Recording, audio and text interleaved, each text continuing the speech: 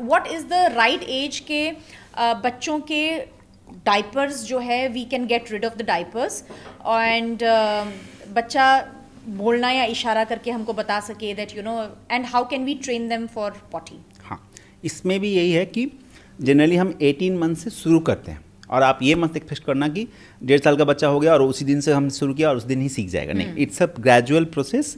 पहले तो एक बच्चा होता है जो डायपर में ही कर देगा सब कुछ, तो हमें क्लीन रखने के लिए डायपर पहनाना मजबूरी है।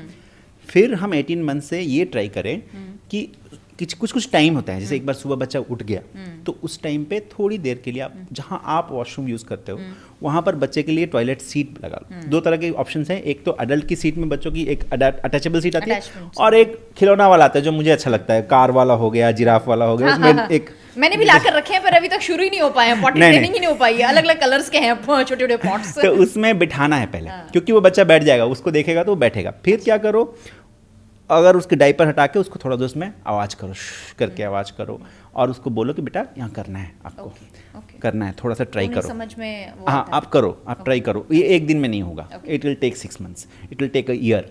तो 1.5 से 3 ईयर्स तक के बीच में धीरे धीरे, हर बच्चे का एक जैसा नहीं होता है, it's there is a variation in children always, you know. तो उसके बाद वो धीरे धीरे समझ जाता है कि ये स्पेस, ये टाइम, ये एक्टिविटी, इन तीनों के बीच में एक रिलेशन है। इसको हम कंडीशनिंग बोलते हैं, है ना। कंडीशनिंग मतलब क्या होता है कि एक टाइम पे एक चीज़ करनी होती है ना। तो उसको पता चल जाएगा कि ये वॉशरूम है, ये हमारे घर पे यहाँ पर लोग पॉटी शुशु करते हैं, तो वो स्पेस है और ये मेरी सीट है और ये टाइम है। तो इसकी आइडियल टाइम ये होती है, एक बार सुबह ट्राई करो और मील्स के इमीडिएटली बाद ना हमारा इंटेस्टाइन एक्टिवेट हो जाता है, क्योंकि उसको गैस्ट्रोकोलिक रिफ्लेक्स बोलते हैं। जैसे ही खाना पेट में भरा तो पेट क्या बोलता है, स्टमक इंटेस्टाइन को बोलता है भाई जगह खाली करो, अभी इधर नया खाना आया है तो हमें थोड़ा करना है। तो कई बार आप देखोगे बच्चे ने खाना खाया, खाते वक्त पॉटी कर दिया, या फिर 10-15 मिनट आधे घंटे बाद फिर से पॉटी कर दिया। तो वो एक उस टाइम पे भी आप ले जाके बच्चे को बिठा सकते हो और धीरे धीरे धीरे कई बार वो बच्चे सीख जाते हैं।